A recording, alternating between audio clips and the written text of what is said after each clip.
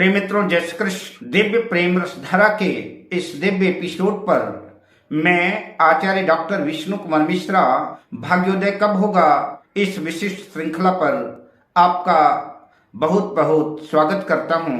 प्रिय मित्रों, भाग्योदय शब्द ही अपने आप में अति विशिष्ट और महत्वपूर्ण है, अत्यंत लुभावना और आकर्षक है। हर व्यक्ति का सहज ही मन अपना भाग्योदय जानने का होता है कि उसका भाग्योदय कब होगा, भाग्य का सपोर्ट कितना मिलेगा, भाग्य का साथ कितना मिलेगा।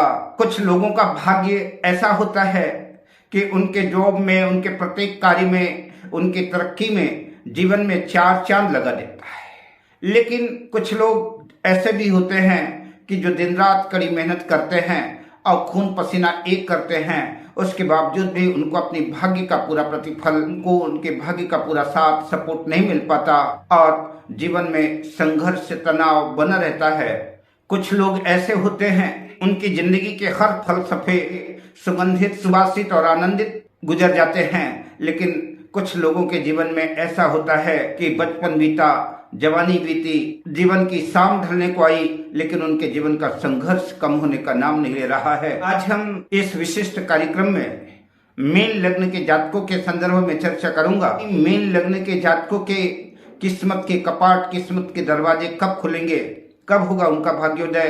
पर मैं विषय क्रम में आगे बढ़ूं उससे पहले आपसे आग्रह, अगर आपने अभी तक हमारे इस चैनल को सब्सक्राइब नहीं किया है तो प्लीज चैनल को सब्सक्राइब करें, साथ ही नोटिफिकेशन बेल को भी प्रेस कर लें। यह जो 12 नंबर से शुरू होने वाली जन्म कुंडली है, यह मीन लग्न की जन्म कुंडली है। और इस मीन लग्न की जन्म कुंडली के जो लग्न के स्वामी होते हैं, जो लग्न के लॉर्ड हैं, वो देवगुरु बृहस्पति हैं। और जन्म कुंडली का यह नवम भाग्य भाव है। ये इस भाग्य भाव के स्वामी जो है मंगल है। ज्योतिष के ग्रंथों में ऐसा लिखा है, अगर मंगल भाग्येश हैं तो मंगल जीवन के 28वें वर्ष में भाग्योदय करा देते हैं। तो निश्चित रूप से हर ग्रहों का अपना एक समय होता है, एक अपनी अवधि होती है जब वो विशेष रूप से अपना प्रभाव जीवन में देते हैं। तो मंगल का जो विशेष प्रभाव रहता है वो दशा अंतरदशाओं में तो अपना रहता ही है, उसके अतिरिक्त वो जीवन के 28वें वर्ष में जो है अपना विशेष प्रभाव देते हैं। तो मीन लग्न के जातकों का भाग्योदय 28 वर्ष के आसपास होता है।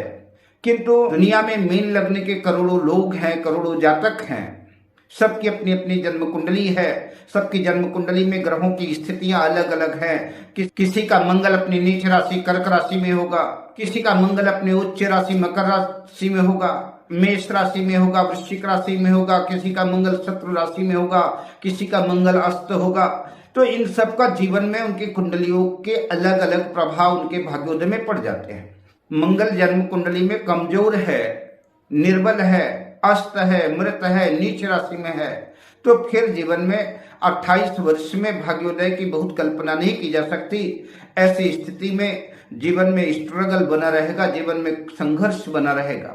और खासतौर से अगर लग्नेश की भी स्थिति ठीक नहीं है तो जीवन में और ज्यादा संघर्ष बढ़ जाने की संभावना बन सकती है। भाग्य का पूरा साथ मिले, भाग्य का पूरा सपोर्ट मिले, उसके लिए आवश्यक है कि आपकी जन्म कुंडली में लग्नेश देवगुरु बृहस्पति और भाग्येश मंगल की स्थिति अच्छी होनी चाहिए, तभी जीवन में 28 वर्ष में भाग्योदय की विशेष कल्पना की जा सकती है। अगर लग्नेश भाग्येश अपनी उच्च राशि में है, अपनी स्वराशि में है, केंद्र या त्रिकोण में है, तो ऐसे जातकों का भाग्य सदैव नित्य निरंतर साथ देगा और उनको भाग्यवश प्रत्येक कार्य में सफलता मिलती रहेगी। अगर नवमांश कुंडली में भी गुरु और मंगल की स्थिति अच्छी नहीं है, लग्नेश देवगुरु बृहस्पति और भाग्येश मंगल अगर नवमांश कुंडली में भी जो है अपनी खराब पोजीशन में है, अपनी नीच राशि में है, छठे, 8वें, 12वें भाव में है, तो फिर ऐसी कंडीशन में जो है ऐसे जातकों को भाग्य के भरोसे बैठना ठीक नहीं है। भाग्य शब्द को भूल करके कठोर परिश्रम के द्वारा उन्हें अपने भाग्य को तराशने की आवश्यकता है। ऐसे जातकों को प्रबल पुरुषार्थ करना पड़ेगा। दृढ़ इच्छा शक्ति और कठोर परिश्रम के द्वारा ही ऐसे जातक अपने भाग्य को नई दिशा और नई धारा दे सकते हैं। अगर मीन लग्न की जन्म कुंडली में लग्नेश देवगुरु बृहस्पति और भाग्येश मंगल की युति जन्म कुंडली के लग्न भाव में, जन्म कुंडली के भाग्य भाव में या कि कुंडली के केंद्र या त्रिकोण में कहीं भी गुरु और मंगल की युति है तो यह बेहतर कंडीशन मानी जाएगी। या तो लग्नेश देवगुरु बृहस्पति और भाग्येश मंगल का राशि परिवर्तन हो। भाग्येश मंगल जो है जन्म कुंडली के लग्न में स्थित हो जाए, जहां पर 12 नंबर लिखा हुआ है, मीन राशि पर भाग्येश मंगल स्थित हो जाए और लग्न भाव के स्वामी देवगुरु बृहस्पति जन्म कुंडली के नवम भाग्य भाव में जहां पर 8 नंबर लिखा हुआ है वहां पर जाकर के अगर मंगल स्थित हो जाते हैं तो यह लग्नेश और भाग्येश का राशि परिवर्तन हो जाएगा। अथवा कि लग्नेश देवगुरु बृहस्पति लग्न मीन राशि में ही स्थित हों और भाग्येश मंगल भाग्य भाव में ही स्थित हों वृश्चिक राशि में, तो भी यह सर्वोत्तम भाग्य कारक की स्थिति बनेगी। लग्नेश देवगुरु बृहस्पति लग्न में हंस योग बनाएंगे और उनकी 9वीं दृष्टि भाग्य भाव में जाएगी तो यह बेहतर कंडीशन बनेगी। ऐसे व्यक्तियों का नित्य निरंतर सदैव भाग्य साथ देता रहेगा। प्रत्येक कार्य इनके भाग्य बस बनते रहेंगे। इनके मार्ग की समस्त बाधाएं भाग्य अपने आप स्वतः समाप्त कर देगा और इनको प्रत्येक कार्य में सफलता मिलेगी। ऐसे जातकों का भाग्य सदैव नित्य निरंतर साथ देगा। इसके अतिरिक्त देवगुरु बृहस्पति जन्म कुंडली में लग्नेश तो है ही और लग्नेश के साथ साथ वो दशमेश भी हैं, दशम भाव के भी स्वामी हैं। तो लग्न और दशम भाव दोनों का डिपार्टमेंट स्वयं देवगुरु बृहस्पति के पास है और अगर जन्म कुंडली में ऐसी स्थितियां बनती हैं तो लग्नेश और भाग्येश का संबंध तो बनेगा ही। लग्नेश और भाग्येश के साथ साथ दशमेश और भाग्येश का भी संबंध बनेगा तो यह एक अति उत्तम उच्च कोटि का केंद्र त्रिकोण राजयोग भी बनेगा। तो ऐसे जातकों को भाग्य का भी प्रबल साथ मिलेगा और इनका करियर भी बिल्कुल अनुकूल और बढ़िया बेहतर रहेगा।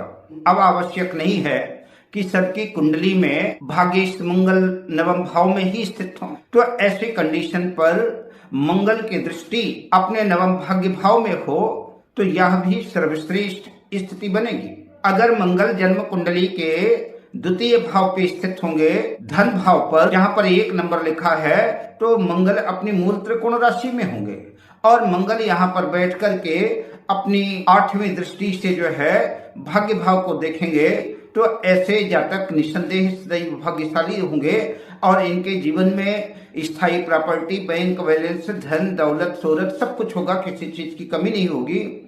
अगर जन्म कुंडली के तृतीय भाव में भी मंगल बैठे हैं तो आपके पराक्रम की तो वृद्धि करेंगे ही और पराक्रम की वृद्धि के साथ साथ उनकी दृष्टि भी जो है भाग्य भाव पर जाएगी नवम भाव पर, तो यहाँ पर भी बैठ करके मंगल आपके भाग्य को जो है तराशेंगे। अगर मंगल जन्म कुंडली के 6ठे भाव में स्थित हैं तो सिंह राशि में स्थित होकर के मंगल की 4थी दृष्टि जो है भाग्य भाव में होगी, तब भी ऐसे जातकों को भाग्य का नित्य निरंतर साथ मिलेगा और शत्रुहंता योग भी बनेगा। ऐसे जातकों के सामने जो है तो शत्रु टिक नहीं पाएंगे। आपकी जन्म कुंडली के इस नवम भाग्य भाव पर जिन ग्रहों का प्रभाव है, जिन ग्रहों की युति है या जिन ग्रहों की दृष्टि है, उसका भी प्रभाव आपके भाग्य पर पड़ेगा, वो भी आपके भाग्य को प्रभावित करेंगे। अगर उन पर शुभ ग्रहों की दृष्टि है तो शुभ प्रभाव पड़ेगा। आपकी जन्म कुंडली में अगर पंचमेश चंद्र और लग्नेश और भाग्येश की युति है तब भी जो है तो बढ़िया सर्वश्रेष्ठ स्थिति भाग्य का साथ सपोर्ट मिलेगा, क्योंकि पंचम भाव के स्वामी चंद्रमा हैं, भाग्येश मंगल के साथ हैं या कि देवगुरु बृहस्पति के साथ हैं तो गज केसरी योग भी बनेगा। तो यह भी अति सुंदरतम दिव्यतम योग बनेगा। अब मैं आपसे लेता हूं विदा शुभ कामनाओं के साथ। जय श्री कृष्ण।